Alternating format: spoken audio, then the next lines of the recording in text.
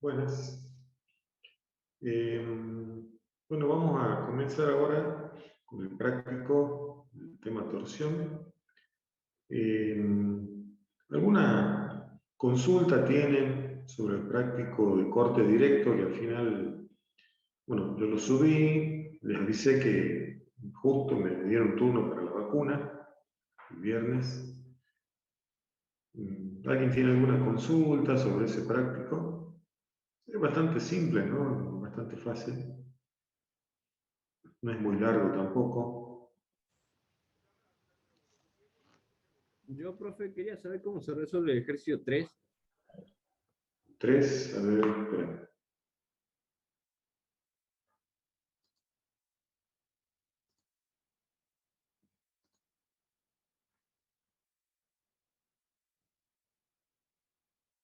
¿Este? Sí, profe. Bueno, acá, cuando te dice el tamaño del roblón o remache, o sea, bueno, el diámetro, ¿no? De igual resistencia dice a la rotura por cortadura y por aplastamiento. ¿No? La rotura por cortadura o por corte es teniendo en cuenta que esto tiene una sección de corte, ¿sí? Son 4 remaches, ¿sí? O 4 roblones. Pero para la pregunta A, lo que se hace es decir, bueno, hay un diámetro, ¿sí? Que va a ser que la tensión de corte, ¿sí? Que va a ser la fuerza, digamos, que actúe en cada uno. Por ahora no importa que la fuerza se distribuya entre los 4 o no, digamos, sino la fuerza que va a transmitir cada uno, ¿sí?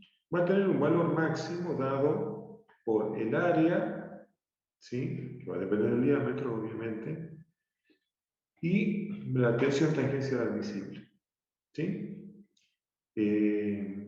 Por otro lado, la resistencia por aplastamiento, ¿se acuerdan cómo era? Teníamos una tensión, acá la tenemos, ¿no? Una tensión admisible por aplastamiento, y el aplastamiento, ¿dónde ocurre? Ocurre, digamos, en la proyección.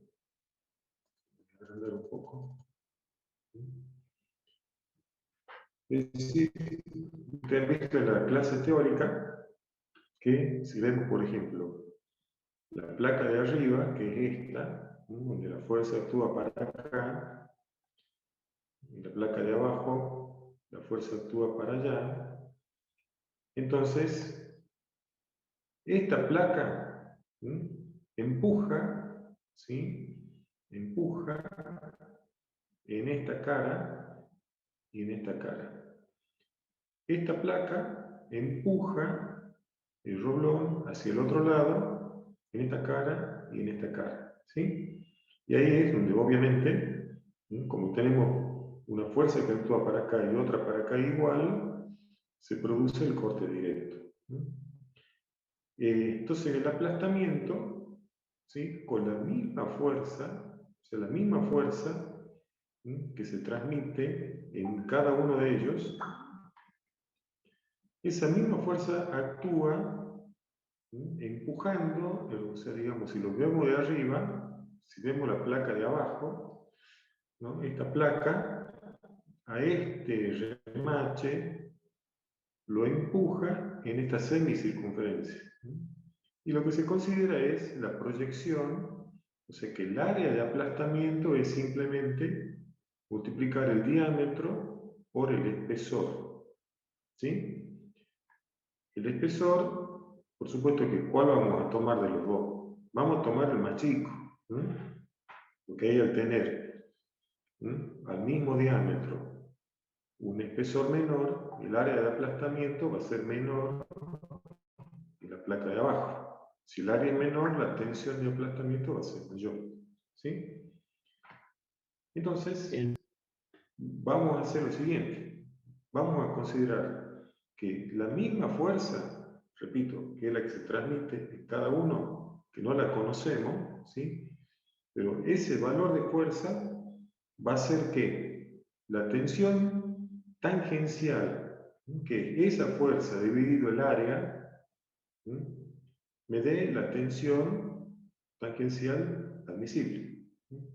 Y la misma fuerza dividido el área de aplastamiento, que es el mismo diámetro por el espesor menor, ¿sí? Me dé la tensión admisible de aplastamiento. Entonces, lo único que me va a quedar, porque al ser la misma fuerza que transmito, me va a quedar un diámetro único, digamos. Voy a despejar, digamos, de esas ecuaciones, de esa igualdad. Voy a despejar el valor del diámetro. La fuerza, repito, como es la misma, se me va a simplificar. Voy a igualar, digamos, el valor de la fuerza. O sea, la fuerza que me produce una tensión tangencial igual a la de admisible y una tensión de aplastamiento igual a la admisible, igual a la fuerza y despejo el diámetro. Eso es todo. Entonces, un diámetro que tiene esa característica de que va a fallar, digamos, o vamos a llegar simultáneamente a la tensión máxima de corte y la tensión máxima de aplastamiento. ¿Quedó claro? Sí, profe, perfecto. Bueno, yo tengo una pregunta. Si ese diámetro, que sería una especie de diámetro ideal, digamos, ¿no? ¿Está bien? Sí. ¿Por qué digo ideal? Porque si pongo un diámetro un poquito más grande, ¿qué pasa? El área de corte, ¿no? El área de corte varía con el diámetro al cuadrado, ¿no es cierto? Claro. El área de aplastamiento varía directamente con el diámetro. Entonces, si yo aumento ese diámetro, ¿qué va a pasar? Como el área de corte va a aumentar, digamos, más rápido, porque está al cuadrado, ya sé que la falla va a ser por aplastamiento. ¿Sí? Entonces,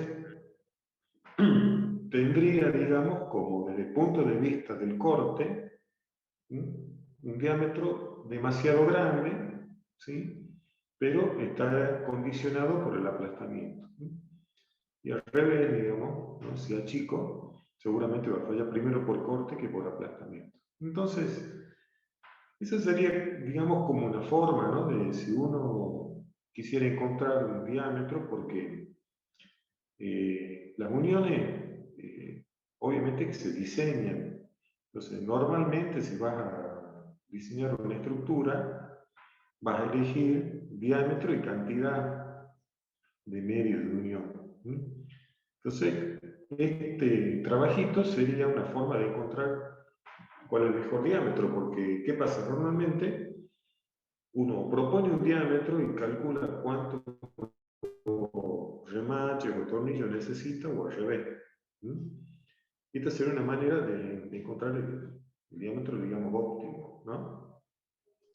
Ahí, ¿Sí? ¿cómo hacemos eso, profe, de calcular? Por ejemplo, nos tomaron un cuestionario. eh, ¿Cómo hacemos para calcular la cantidad de remache que hace falta, digamos, para una unión? Entonces te digo, vos, cuando se trata de diseñar la unión, siempre, bueno, es qué diámetro y qué cantidad vamos a utilizar. Entonces, como que si elijo un diámetro, que esta sería una buena forma de elegir un diámetro, de todas maneras, uno tiene que elegir entre los diámetros comerciales, ¿no? Pero bueno, uno elige un diámetro y ahí puede calcular cuántos son los remaches que se necesitan, o tornillos, o al revés.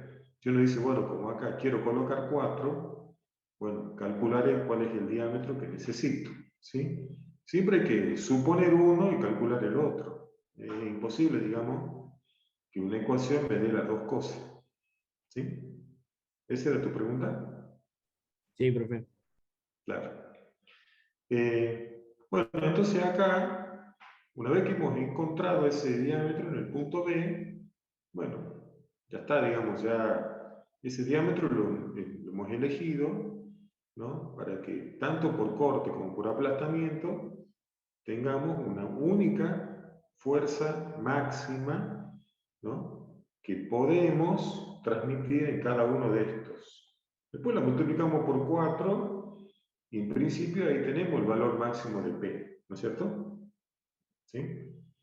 Con ese tamaño o con ese diámetro que hemos elegido antes. Pero no se olviden, ¿no?, que por algo tenemos la tensión de tracción admisible. Entonces yo no solamente voy a calcular la fuerza máxima que puedo transmitir como 4 veces la fuerza máxima que puede transmitir cada uno de estos bulones o roblones, sino que además tengo que verificar que la fuerza, que la voy a transmitir, digamos, si analicemos la chapa de abajo, la placa de abajo, que es la de menor espesor, ¿no? O sea, esa fuerza que pueden transmitir estos 4, por supuesto que la tiene que poder resistir esta misma placa. O sea, esta placa tiene, ¿no?, un espesor, ¿sí?, y tiene una tensión de tracción admisible. ¿Sí? Y acuérdense que se descuenta, ¿sí?, los agujeros para tener la fuerza que se puede transmitir, ¿sí?, cuando llegamos, digamos, a la unión. ¿Sí? Llegamos por acá o llegamos por acá. Por ejemplo, no sé si, bueno, si ya lo han hecho. ¿Sí? Por ejemplo, este problema pregunta, dice, ¿cómo haría para optimizar la junta? Acá también, bueno, cuál es la carga que se puede transmitir. ¿Sí? Acá ya tenemos, ¿no?, definidos todo. Entonces acá es simplemente, bueno, ¿cuál es la carga que podemos transmitir con esta cantidad de rublones o remaches? La eficiencia de la junta, que es decir, bueno, ¿qué fuerza pueden transmitir estas placas o estas chapas, ¿no?, y qué valor de fuerza puede transmitir la unión, y la relación es lo que se llama la eficiencia. Que obviamente la eficiencia nunca puede ser 100%, porque ya en el momento que le hago 2 agujeros, ya la fuerza que se va a transmitir tiene que ser menor a la fuerza que se puede transmitir cuando no están los agujeros. ¿Se dan cuenta? Ahora, sí hay que fijarse bien que cuando yo llego acá, digamos, yo tengo el total de la fuerza cuando llego a los 2 primeros agujeros. ¿Sí? Entonces, está bien, eso me va a determinar hasta cuánto puede soportar la chapa con 2 agujeros. Además de, obviamente, cuánto pueden transmitir los 6 bulones o 6 rublones que tengo de cada lado. Ahora, cuando me voy acá, que tengo 4 agujeros, que me queda mucho más chica la sección útil de la chapa, yo tengo que tener en cuenta que estos ya transmitieron la parte de P que le corresponde. Entonces, esta fuerza P se va a transmitir a través de estos 6 elementos. ¿Eso qué significa? Que cuando yo paso ya atrás de estos 2, entonces la placa a estos 4 ya no le tiene que transmitir el P completo. Le transmitirá P menos lo que le corresponde a estos 2, que va a ser 1/3 de P. ¿Sí? ¿Está bien? Entonces, si por ahí ven, este tipo de uniones se ve en los puentes de ferrocarriles, digamos, por ahí hay sí uniones atornilladas, ¿no?, pero con remaches ya prácticamente no se usa, sí con tornillos, una cuestión de montaje. Y por algo pueden aparecer esto ¿no? De que uno diga, ¿por qué? No, o sea, si voy a colocar 6, si necesito 6, ¿por qué no pongo 3 y 3? ¿Sí? Y bueno, sí puede ser que si le hago 3 agujeros en una sola fila, es como que estoy debilitando mucho, ¿sí?, la chapa, y estoy reduciendo mucho la capacidad de la junta, ¿sí? No por los roblones, por los tapajuntas o cartelas, sino porque la estoy haciendo muchos agujeros mi elemento, ¿sí? Y mi elemento fundamental, ¿cuál es? Es la placa esta y la placa esta, ¿sí? La unión no puede ser que me perjudique, digamos, lo que mi estructura puede resistir, ¿no? Entonces, bueno, conviene empezar de a poco con agujeros, incluso van a ver a veces que hay un agujero, después dos, después tres, después cuatro, así como que progresivamente se van haciendo las perforaciones, ¿sí? Entonces, bueno, cuando se pregunta cómo haría para optimizar la junta, es decir, mejorar la eficiencia, bueno, hay que ver, ¿no?, de todas las cuestiones, es decir, yo tengo la resistencia a tracción de la chapa debilitada por los agujeros, ¿no? Tengo la cuestión del aplastamiento de los medios de unión, tengo la cuestión del corte directo en los medios de unión, y en menor medida, ¿sí?, uno tendría los cortes estos por desgarramiento que se producen en la parte de atrás, pero eso no es determinante, sino que me da en todo caso, ¿no?, desde el último unión, desde la última fila hasta el borde, cuánto necesito acá y lo mismo acá. Desde esto hasta este borde, qué longitud tengo acá para que esto no se me escape, digamos. O sea, es muy clarito que si esta placa de arriba, yo la pongo ahí, le hago un agujero muy cerquita del borde, por supuesto que no va a resistir. Pero eso no va a ser a la eficiencia, ¿no? Simplemente es una verificación de cuál es el tamaño de esto, ¿sí?, para que no tenga ese problema. O sea, conclusión, vamos a tener el problema de la tracción del elemento este, porque lo estoy debilitando con los agujeros. Voy a tener la cuestión del aplastamiento y voy a tener la cuestión de la tensión de corte directo. Entonces son tres, ¿sí?, que alguno de ellos, ¿sí?, va a ser el que me va a terminar dando cuál es la carga de mi ciclo, ¿sí? No es como en el problema 3, donde, bueno, o se elige primero un diámetro que haga que no falle primero ni por corte ni por aplastamiento, ¿sí? Pero después, bueno, en un caso como este, donde está todo definido, bueno, no sé, primero fallará por aplastamiento, primero por corte o por tracción, ¿sí? Entonces, para optimizar, uno tiene que ver, bueno, a ver qué es lo que me ha determinado la carga P, ¿sí? Si ha sido el corte, si ha sido el aplastamiento, si ha sido el agujero, esto de debilitar tanto a la placa que quiero unir, ¿sí? O también puede ser que esta misma sobrejunta o cubrejunta o cartela también puede sufrir de tracción, ¿sí? Porque acá, fíjese como al revés, ¿no? Yo le decía que cuando vengo por aquí, me encuentro con dos agujeros, ¿sí? Después, para la placa de arriba es al revés, porque yo vengo, ¿sí?, transmitiendo la fuerza que le corresponde a cada placa. Estas son dos, ¿no? A ver.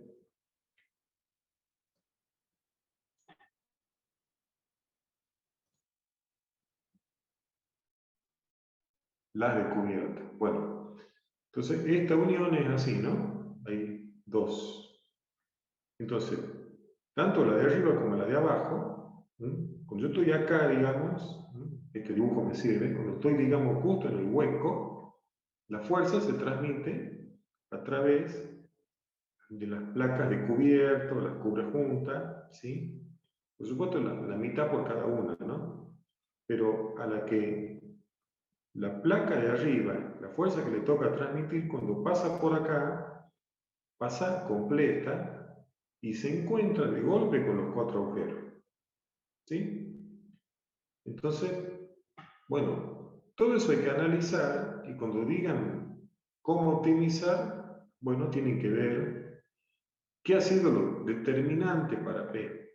Si ha sido, por ejemplo, la tensión de tracción en las placas cubre junta, bueno, capaz que me alcanza con un distribuir distinto, ¿no? Capaz que poner acá 2 y aquí 4 podría ser, ¿sí? O poner 3 y 3, ¿sí? O agrandar todo y poner 2, 2, 2 y 2. Si el problema es los agujeros, ¿no? La tracción. Bueno, si el problema es el corte, ¿qué se hará? Se aumentará el diámetro, se aumentará la cantidad. Ojo, que si aumento el diámetro, estoy mejor con el corte, pero estoy peor con esto. ¿Sí? Bueno, esa es la idea, ¿no? De, como dice, cómo optimizar, es analizar cómo está funcionando esto. Y repito, capaz que distribuyo la ubicación y listo, y no tengo que hacer más nada para mejorar la eficiencia. O diré, bueno, si aumento un poco el diámetro, logro aumentar mucho la eficiencia, o al revés. ¿Sí? ¿Quedó claro? En el caso de la eficiencia, profe, ¿habrá que comparar la carga admisible con otra carga? Claro, la carga máxima de la unión, repito, que tiene en cuenta todas esas cuestiones, Sí, con la carga que pueden transmitir las placas si no existiera la unión. Si yo no tengo que hacer esta unión porque la placa pasa de largo, esta chapa, bueno, yo simplemente la carga máxima que puede pasar de un lado al otro es con la tensión admisible de tracción y el área total. ¿Sí?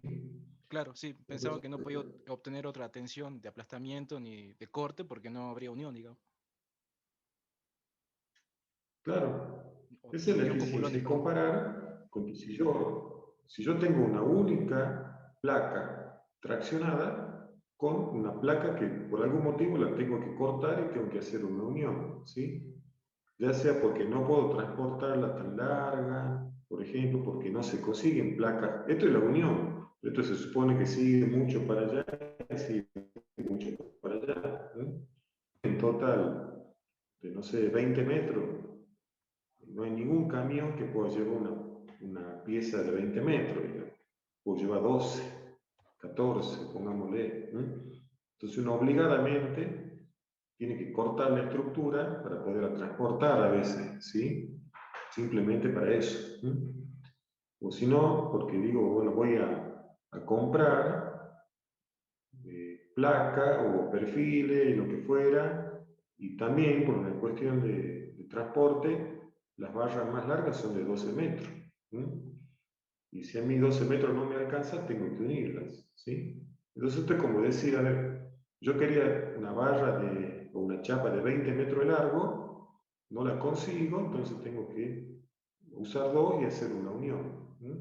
Entonces, ¿cuánto perdí? O sea, ¿cuánto podía transmitir por tracción si no existiera la unión? ¿Y cuánto puedo transmitir por menos por culpa de la unión? Y es donde aparece, digamos, la gran ventaja de la unión por soldadura.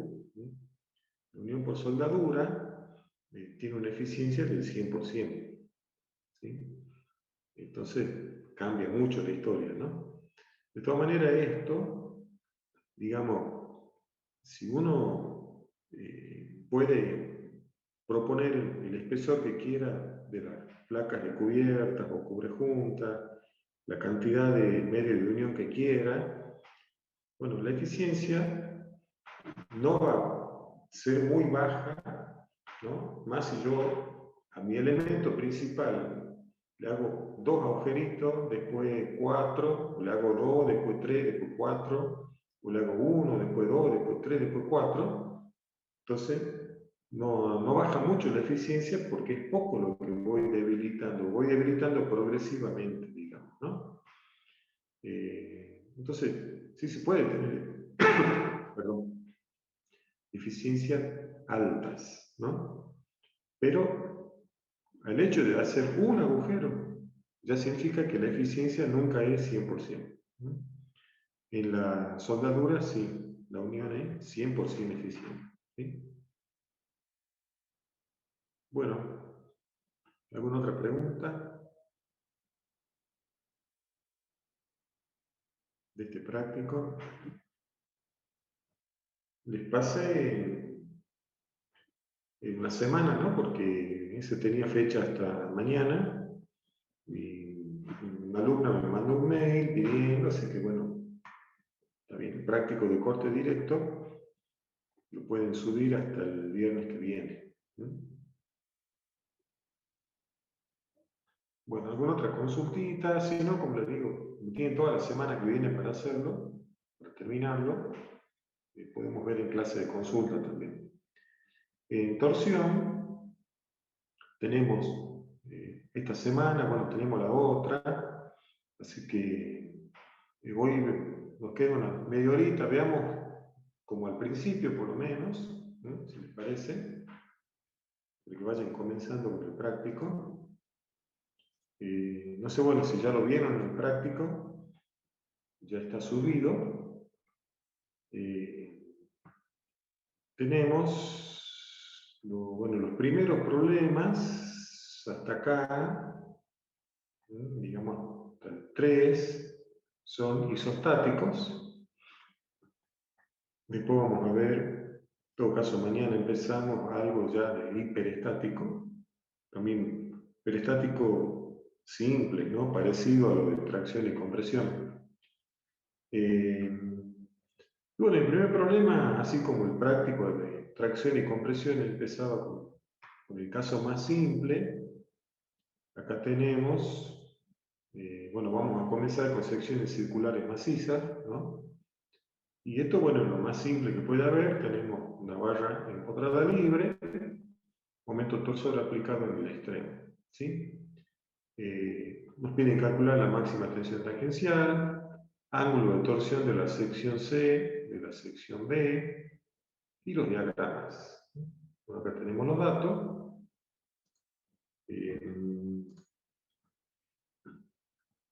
Bueno, después les voy a subir un archivito de la clase, de este. Bueno, acá simplemente traje lo del apunte de teoría, ¿no? De ejes o barras circulares, sección maciza. Bueno, simplemente porque aquí están las fórmulas, ¿no? La tensión tangencial máxima es variable con R, ¿no? Entonces, bueno, por supuesto que en el centro es 0 y en los bordes tiene su máximo valor, ¿no? O sea que con R máximo dentro de esta ecuación la única variable es R, ¿no? Porque este es el momento torsor que actúa en la sección. Bueno, es la propiedad geométrica. ¿Se acuerdan que cuando veíamos propiedades geométricas decimos, bueno, todas estas después, por algo están, después las vamos a ir aplicando? Bueno, así que este es el momento de inercia polar, ¿sí? Bueno, y R variable, entonces, lógicamente, cuando R toma el diámetro total, el radio total, tenemos la tensión tangencial máxima. Luego tenemos el ángulo específico de torsión.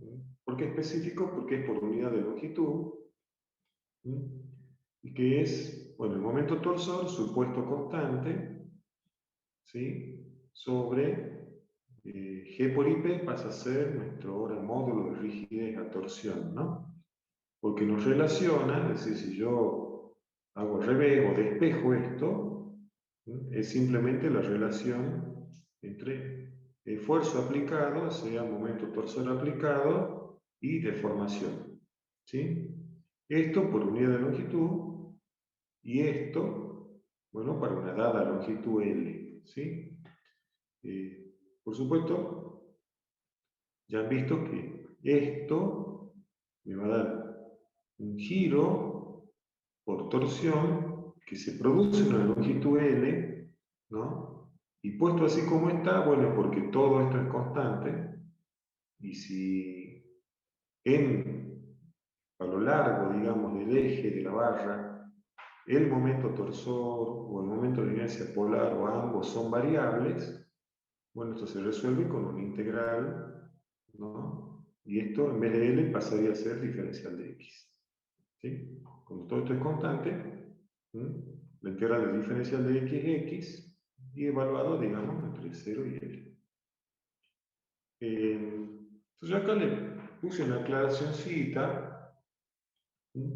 Este ángulo de torsión, o sea, si le llamamos a este específico y a este absoluto, es en realidad, bueno, porque este por unidad de longitud y este por una longitud dada.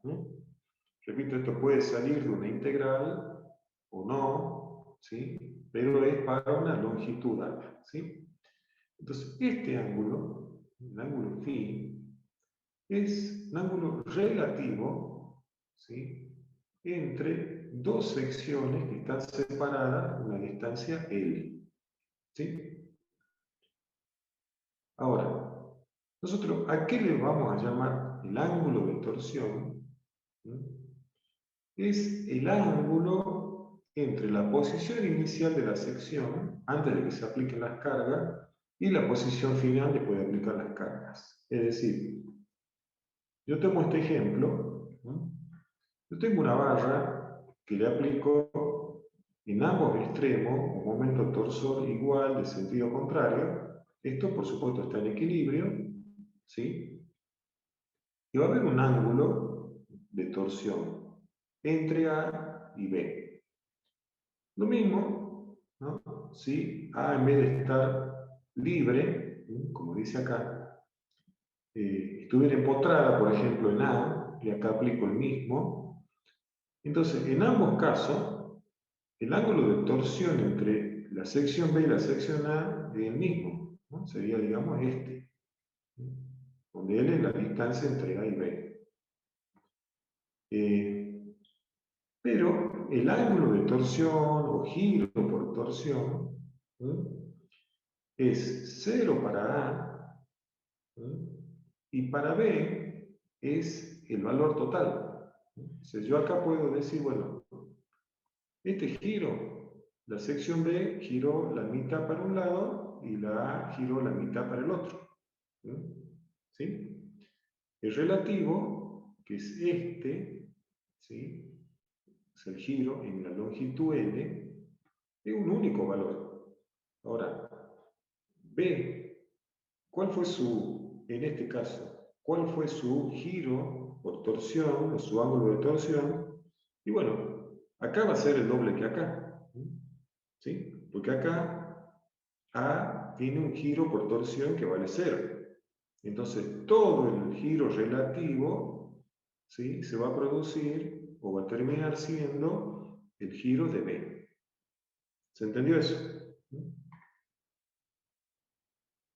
Entonces, puede ser que tengamos algún caso así, pero bueno, en general vamos a trabajar con apoyo, ¿no? Digamos, el apoyo para torsión normalmente lo vamos a tomar como un empotramiento, o sea, una restricción al giro. Pero bueno, esto podría ser otro tipo de apoyo que limite los giros por torsión, pero no limite otro tipo de grados de libertad, digamos, ¿no? Pero bueno, repito, para que quede claro que lo que calculamos son giros relativos, así como se acuerdan, en tracción y compresión calculábamos deformaciones, ¿sí? O sea, cambios de longitud, y de ahí decíamos, bueno, calculábamos desplazamiento. Bueno, ese cambio de longitud que calculamos en tracción y compresión es equivalente a este giro entre dos secciones. Y después tenemos, acá el problema es que tiene el mismo nombre, digamos, el giro de una sección, entonces ya le vamos a llamar al giro entre que no aplicamos la carga y si aplicamos la carga. Y tiene el mismo nombre, y todo, la misma letra y todo. ¿Sí? No hay que confundirse. Acá en el problema 1 creo que le va a quedar más claro. Bueno, primero nos piden calcular la máxima tensión tangencial. Bueno, es esta, por supuesto. Bueno, el momento torsor va a ser el momento torsor máximo de toda la barra. Acá, bueno, yo aplico momento torsor acá en el extremo, está empotrada. El momento torsor interno es constante.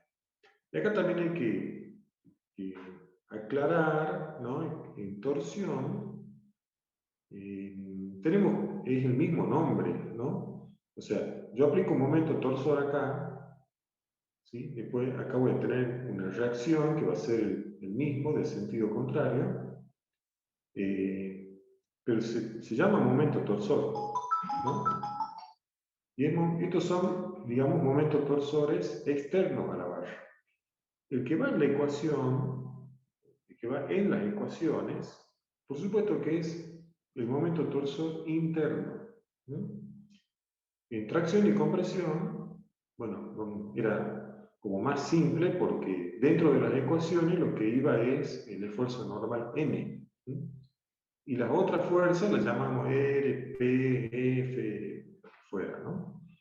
Bueno, acá, este MT es el de adentro, el esfuerzo interno, el esfuerzo característico, y tiene muchas veces el mismo nombre del externo, ¿sí? Bueno, cuestión de no confundirse nada más, ¿no? Bueno, la segunda pregunta, entonces dice, el ángulo de torsión de las secciones C y B. Entonces, cuando dice ángulo de torsión o giro por torsión de una sección, ¿sí? Es justamente el ángulo que hay entre la posición final, por ejemplo, de la sección C, y la posición inicial de la sección C. Entonces, es muy simple, pero bueno, hay que aclararlo bien.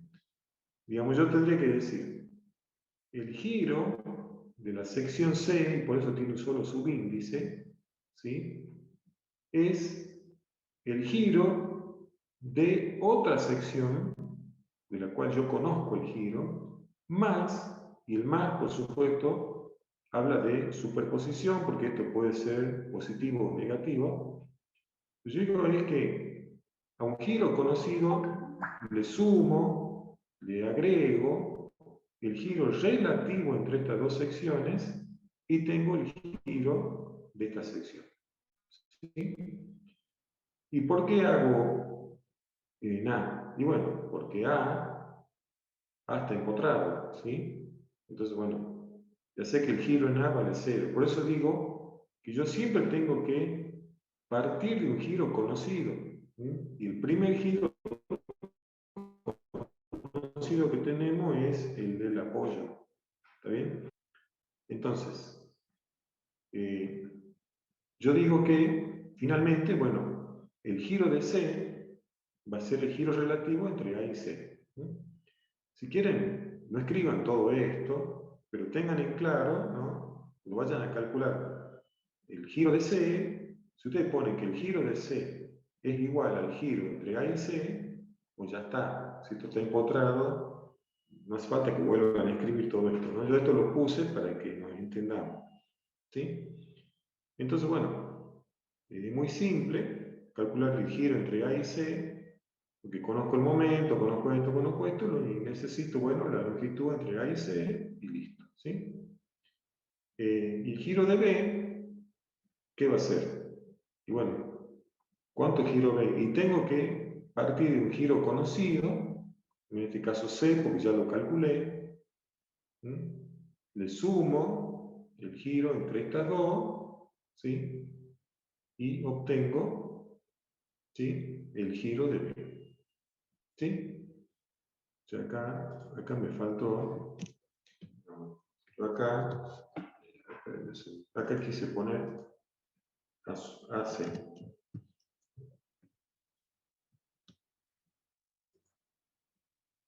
¿Sí?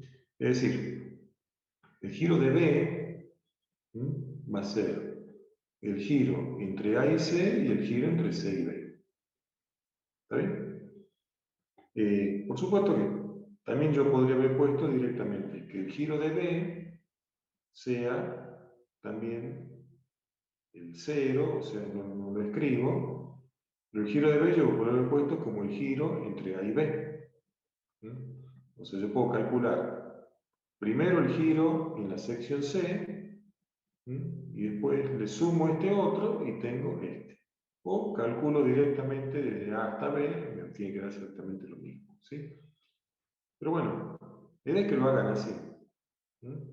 Que digan, bueno, yo primero calculo el giro en C, porque parto de un valor conocido, llego a C, y de ahí acumulo, al giro que ya tiene C, le acumulo cuánto gira B respecto a C, y ahí tengo cuánto gira B.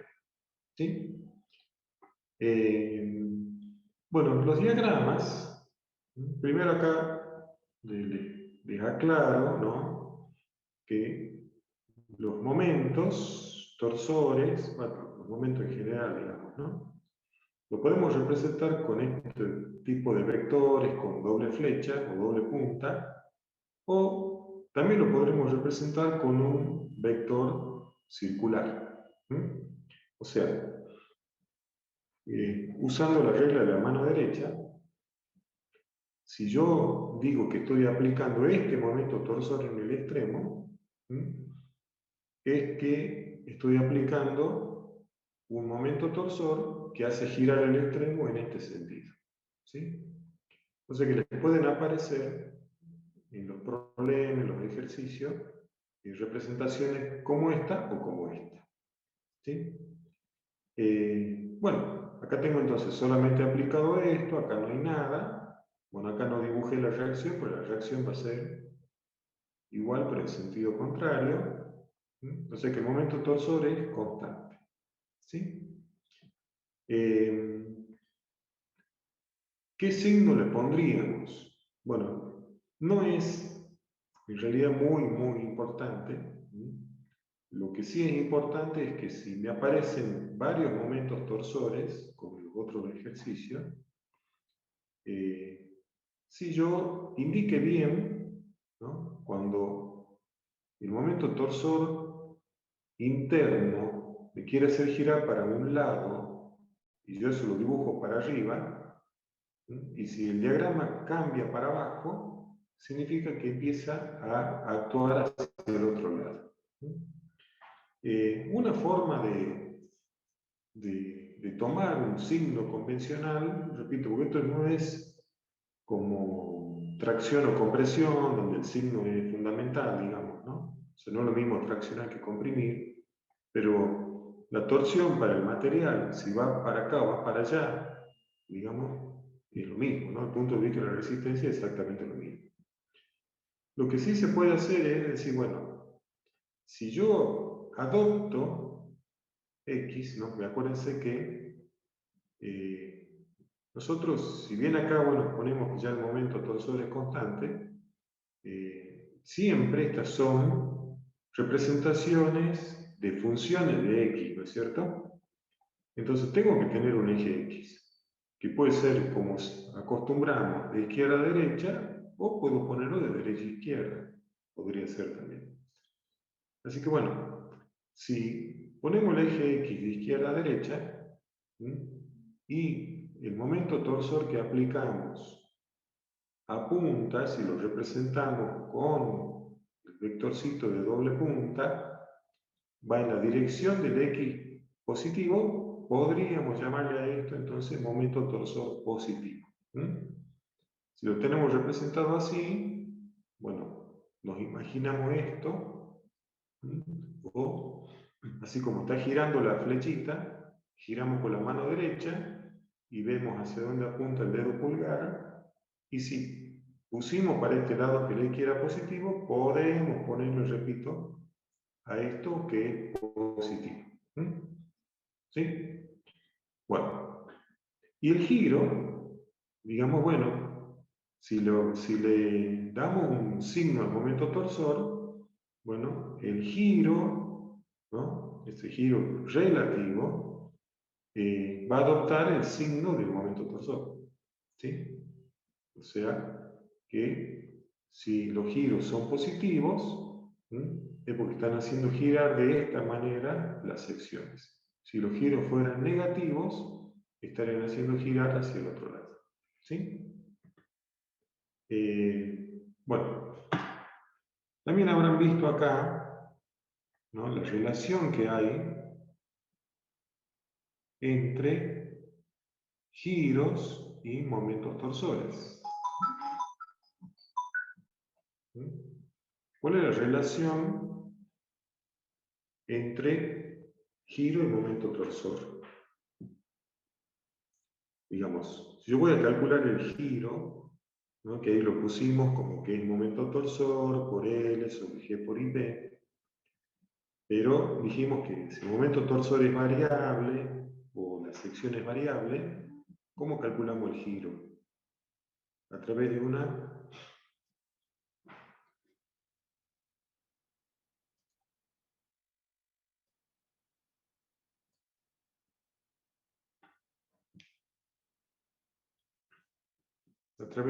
una integral, ¿no?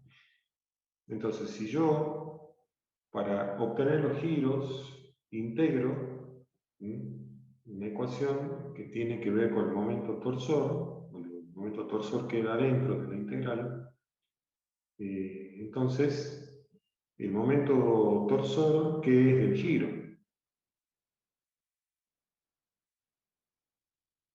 Hablando de funciones, ¿no? De la función que me da el momento torsor en función de x, con otra función que me da el giro en función de x. La derivada, profe. La derivada, ¿no? Entonces, cuando vayamos a graficar, nosotros nos conviene hacer primero el diagrama de momento torsor, porque esto es la derivada de esto. Entonces, nos facilita, ¿no?, ya saber cómo va a ser la gráfica del ángulo. Entonces, yo tengo un momento torsor constante. Yo sé que esto es linealmente variable, ¿sí? Y sé, por supuesto, que el giro acá es 0. Entonces, si yo sé que la derivada es constante, sé que el giro acá es 0, ya sé que la gráfica del giro es así. Y listo. ¿Qué me faltaría en este diagrama? Bueno, por supuesto, el valor de este momento, que ya sé que es este mismo, y el valor del giro acá, que ya lo hemos calculado, que era el giro de B. ¿Sí? Bueno, y si tenemos, como en el caso del problema 2, ahora, que el momento está linealmente distribuido, este momento torsor, para el cual normalmente utilizamos la letra minúscula M, acá le puse, ¿no? Muchas veces aparece el momento torsor como M sub T, para distinguirlo del momento flector, o con la letra T de torsión mayúscula, ¿no? Bueno, y este sería un M minúscula sub T, o una T minúscula podría ser, pero normalmente no usamos la T minúscula. Usaríamos una M sub T de torsión minúscula para saber que esto está linealmente distribuido a lo largo de X, ¿no?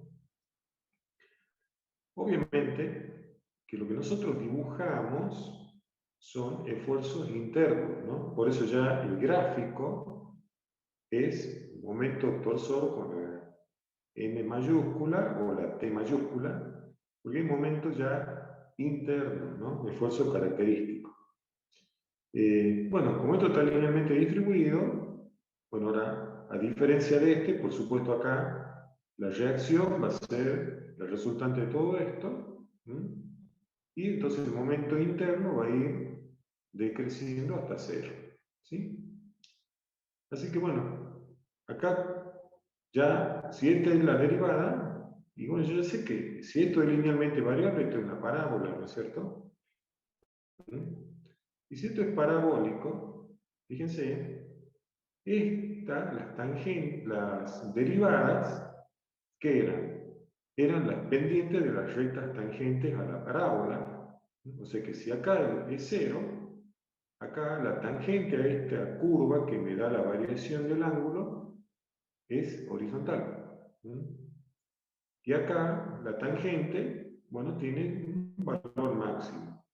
Entonces cuando vayan a dibujar, esto no hace falta que hagan una parábola, que, no sé, que busquen cómo graficarla, o busquen valores.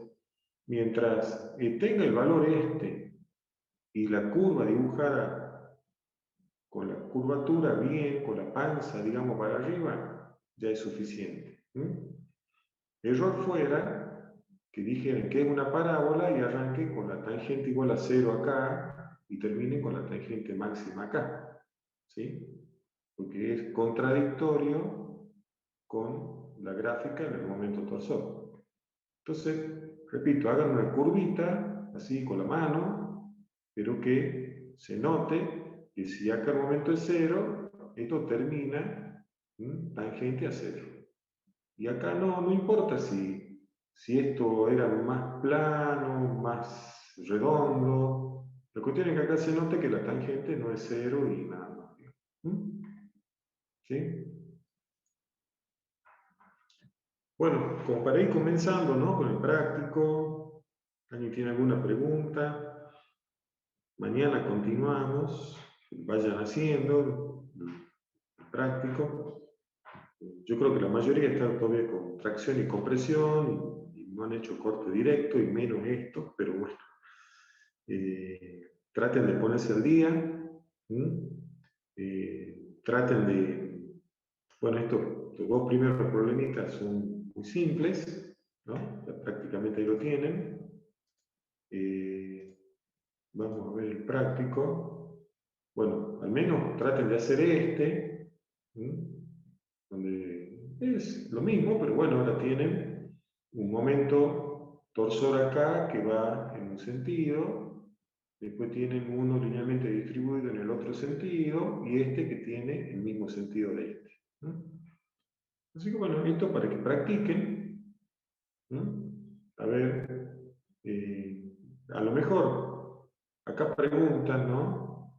Máxima tensión, ángulo máximo de torsión, después los diagramas. Bueno, si primero quieren hacer el diagrama, que es lo lógico, ¿no? Si yo hago primero los diagramas, ya sé, de acá saco la respuesta, ¿no? Entonces, ¿cuánto vale el máximo momento torsor para poder calcular la máxima tensión tangencial? Y de este diagrama yo obtendría el máximo ángulo de torsión. O sea, que las preguntas estén así, bueno, no significa que si quieren o si es lógico, se hace primero el inciso C y después se hace el A, después se hace el B. Está bien, ¿no? Como quieran. Así que bueno, esto es un poquito más una mezcla de todo, pero ya para que practiquen. Y en este, bueno, ustedes ven, esto lo vemos mañana, entonces todo, pero lo vamos adelantando. Acá tenemos unas poleas, ¿no?, con fuerza directamente aplicada, pero bueno, nosotros no vamos a ver la flexión que está sufriendo esta barra, lógico. Esta barra está empotrada, apoyada acá. Desde el punto de vista de la flexión, esto es hiperestático porque tiene un empotramiento y un apoyo, ¿no?, y tiene fuerzas. ¿Sí? Nosotros solamente vamos a analizar que, como esto está libre para girar, esto está puesto acá por el problema de la flexión, digamos, nada más. Pero bueno, para la torsión, esto está empotrado libre. Acá el giro o torsión es libre. Por más que haya un apoyo, repito, para la torsión esto es como un extremo libre. Y acá, bueno, si bien se dibujan las fuerzas que actúan, por supuesto que esta fuerza se transmite, ¿no?, al eje como fuerzas de flexión y como un par de fuerzas, o sea que cada fuerza por la mitad del diámetro de este disco o polea me va a dar un momento torsor aplicado acá y uno acá en sentido contrario. O sea, parecido a este, digamos, nada más que está dibujado como parte de una máquina o algo más real, pero bueno, lo pueden llevar a un gráfico como este si quieren, ¿sí?, para que lo entiendan mejor, pero bueno, no tiene ninguna complicación este, ¿sí? Bueno, esto lo vemos mañana, ¿sí? Así que por hoy estamos, no sé si alguien quiere preguntar algo ahora, si no, seguimos mañana. Profe, una pregunta sobre la entrega de los TP. En el caso de que no llegue a subirlo en el horario correspondiente, ¿habría otra manera de pasárselo? ¿Cómo sería? Porque estoy bastante atrasadito. Bueno, estamos hablando de tracción y comprensión hasta mañana, ¿no? Sí, sí, sí. Corte directo tiene una semana más. No, bueno, termínenlo. Eventualmente, si no llegan hasta mañana, lo podrían subir como está, ¿no? Y después que lo terminan, me lo pasan por mail, ¿no?, como para saber, a ver, qué tan incompleto está hasta mañana en la noche, ¿sí? Así que suben hasta donde lo tengan hecho. Y después ya me lo completan cuando puedan, ya por mail. Pero es importante que mañana suban y a ver si falta un problema, dos. Y si mañana alguien no sube nada de nada, bueno, consideramos que no han hecho nada. Así que súbanlo incompleto, pero mañana hasta las 12 de la noche, ¿sí? Y después lo completan. Bien, bien.